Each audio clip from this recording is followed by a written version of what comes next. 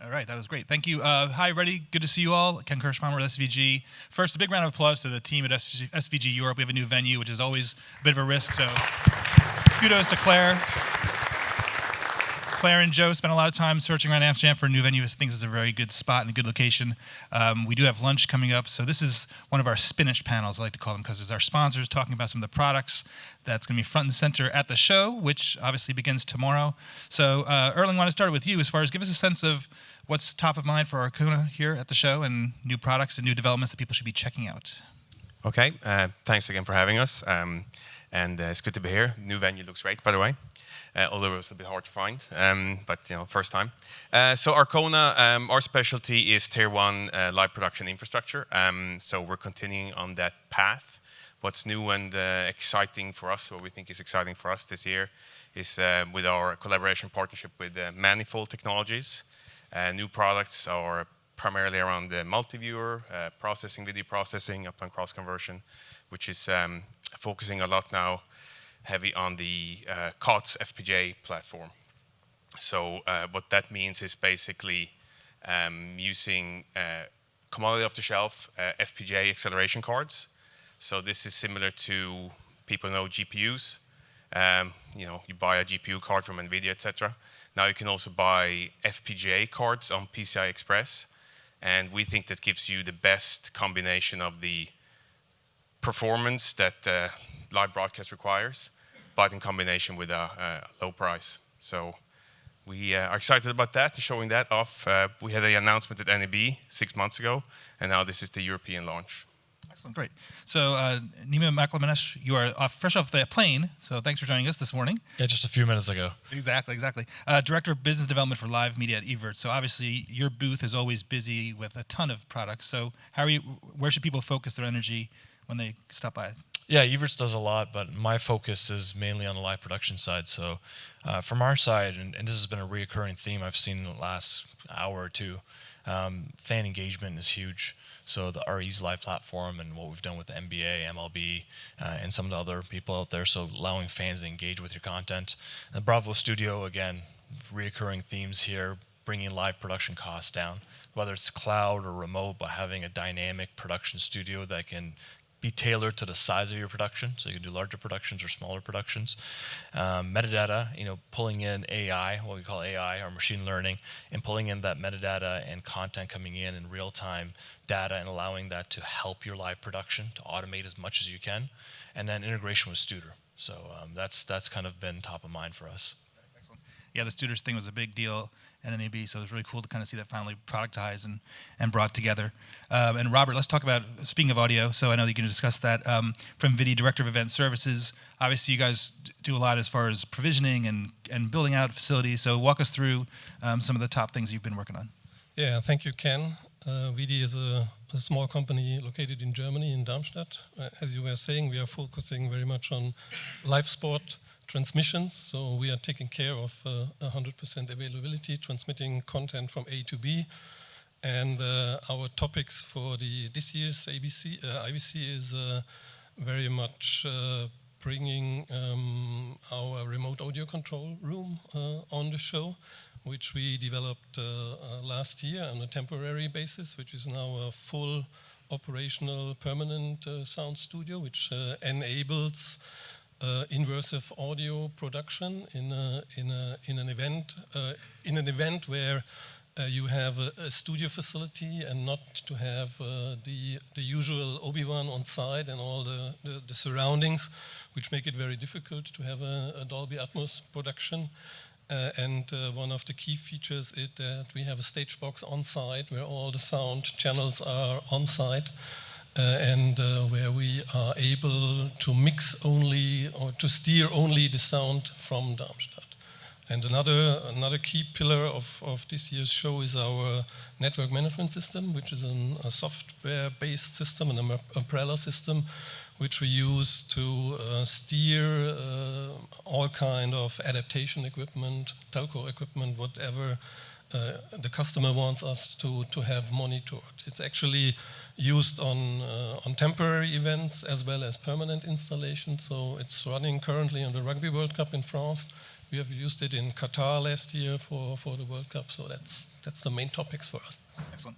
On the audio room side, so I know that obviously an OB van is space challenged, and sometimes the acoustics in the audio, they're not exactly perfect as far as separation for an immersive evaluation. So do you think that given that challenge that we'll see probably more of the immersive mixes being done sort of remotely as opposed to in the back of an OB van where the space is too tight?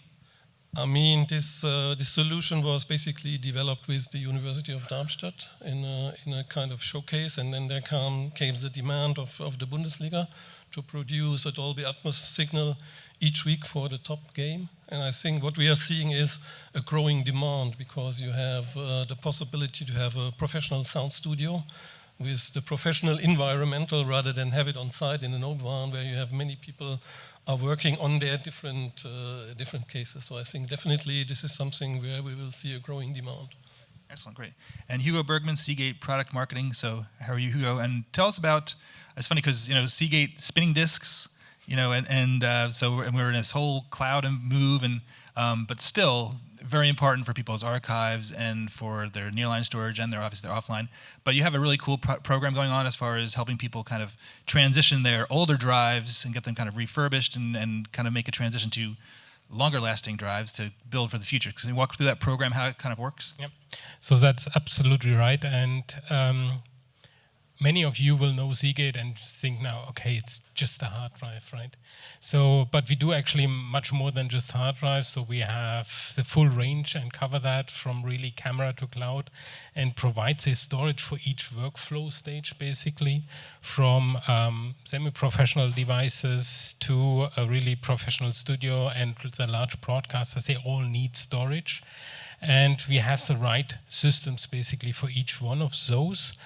And what we are seeing now is new technology coming out, getting more data on the hard drives. So we're going to see a huge jump, and that is helping with, let's say, sustainability, but it's also helping with getting the cost down of storing all that data, all that content that is created. And we soon leave the areas, it's a terabyte area. We are entering the petabytes. So productions produce really petabytes of data, and we need to prepare. We have to have the right systems for that. That's what we do with Seagate.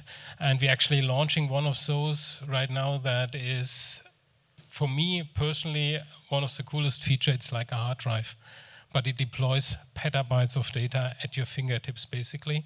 And that is pretty cool, but it leaves the question, what do we do with the old stuff? Because it's still good and usable. And that is actually something we have started an initiative and a program, Seagate Circularity, and we got nominated for IBC for the Social Impact Award for that.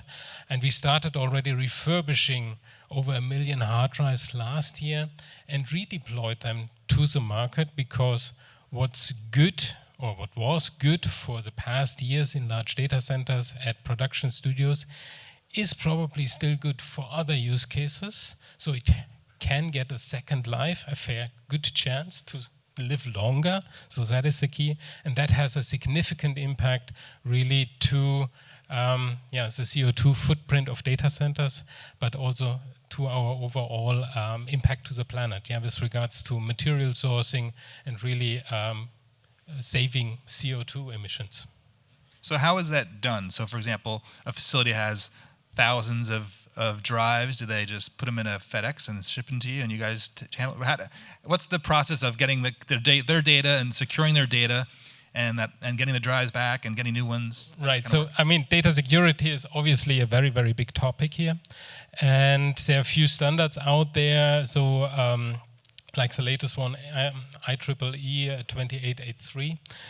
Which describes and demands exactly what you need to do for the devices before you send it, you return it to us, so that the data is clearly sanitized off the devices and the various storage devices. And you would be surprised where storage is all built into the different devices, not just cameras. Think about printers and all that. It contains data, and that needs to be recycled, refurbished, sanitized. So basically we collect, when we have a partner working with us, we collect the data from that data center, the hard drives. We work with them on the data sanitization process, making sure that data is clearly sanitized. Then we take the drives back. We run them through, if you will, a manufacturing process. We repair the components, and that is actually quite interesting. That is something you need to start well ahead before you can do the refurbishing. So the recycling component has been built into our product design from a start many, many years ago. And now we can actually start offering service, take out certain components, reuse them, replace them, and then redeploy into other use cases, other applications that are not as demanding as the current cloud data centers, for instance. Gotcha. So obviously, sustainability is going to be one of the themes here at the show. Yep. You will see some manufacturers that, I'll be the cynic, using it to try to sell products and services, say, like, well, the cloud is more sustainable, this is the way you have to go. Remote production, obviously, you save money, but you're also become more sustainable. So Robert, walk us through, because you talk to clients about projects. I mean, is this coming up in conversations as far as when you're putting in bids and trying to work on projects that sustainability is front and center? And then how does that impact your relations with vendors who provide technologies? Well, I would say it gets more and more important because, especially from public broadcasters in Germany and in the tenders, we see always now tenders with asking for green power, asking for more sustainable solutions, so trying to reduce, as Hugo was saying, the CO2 footprint.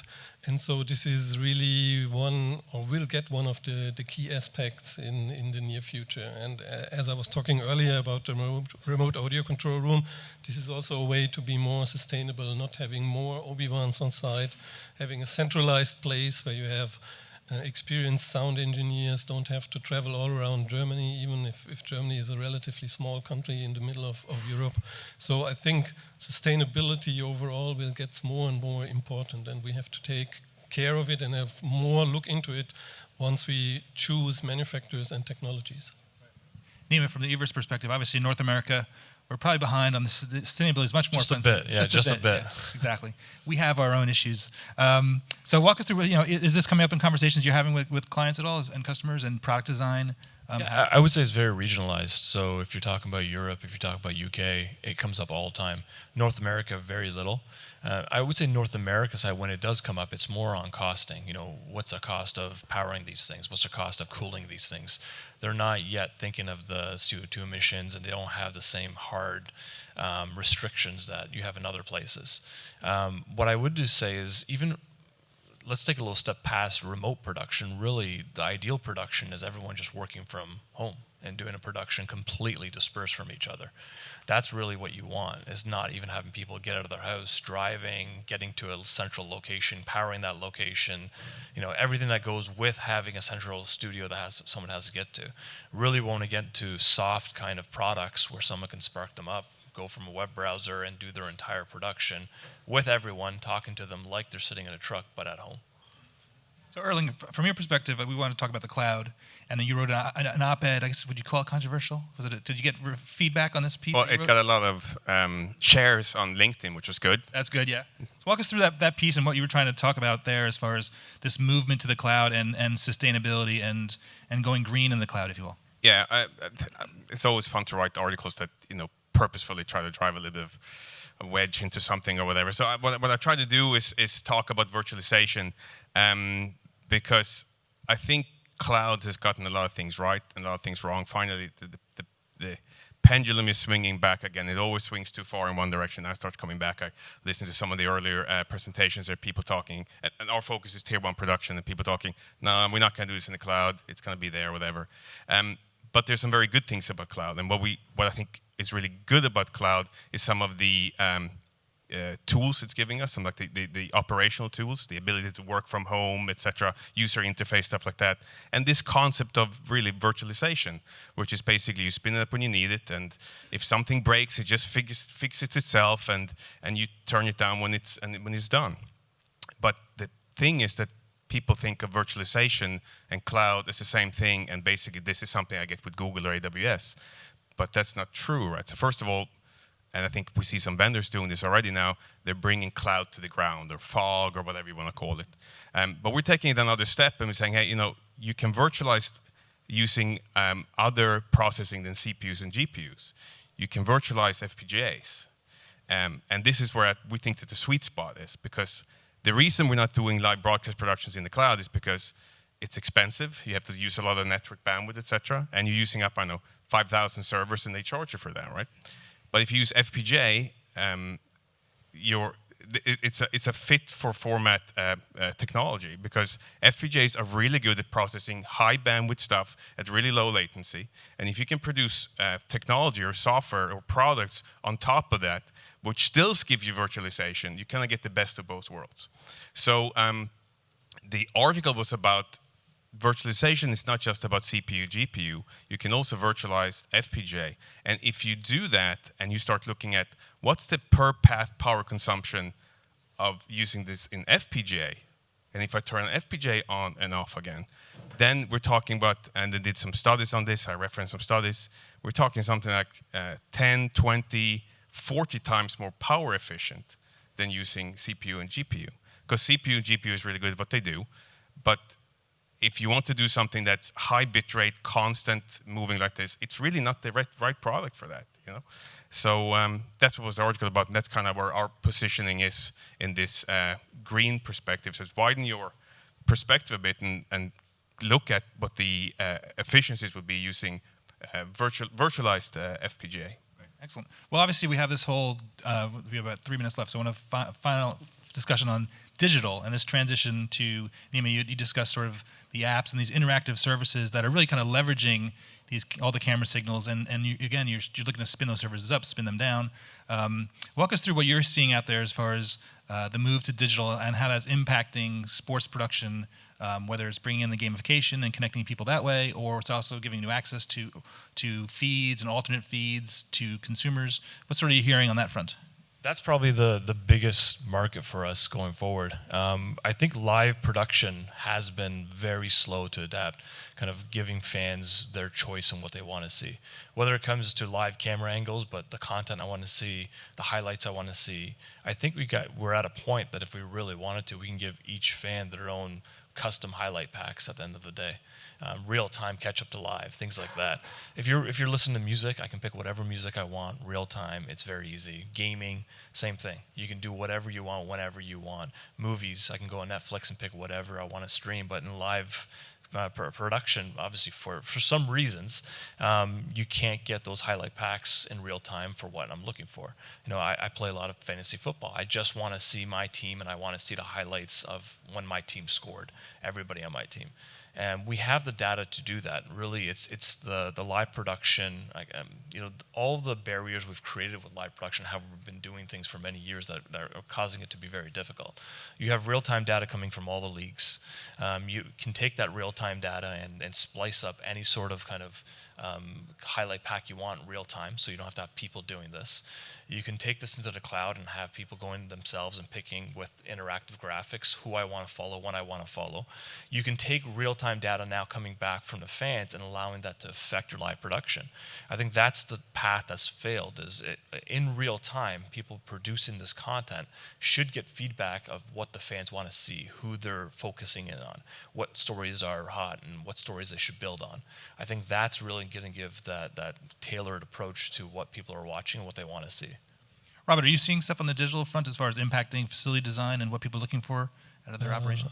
Yeah, I would say what we are seeing, that even in a conservative country like Germany, public broadcasts are pushed to use SRT streams, like recently for the Women's World Cup, because given the problems with the right selling last time, there was no possibility to have a team on site at the IBC, and so years ago I would imagine that it would never ever happen that a public broadcaster would produce such an event only taking SRT streams. So I think this will change dramatically in the next years, and we will see how this will drive the development of further IBC in major events. And also ultra low latency transmissions are a big topic, as we heard earlier, that sports which are not so popular have now the possibility to make the content available everywhere. And I think this is very much transforming what we see again in a conservative country like Germany with lots of old school public broadcasters.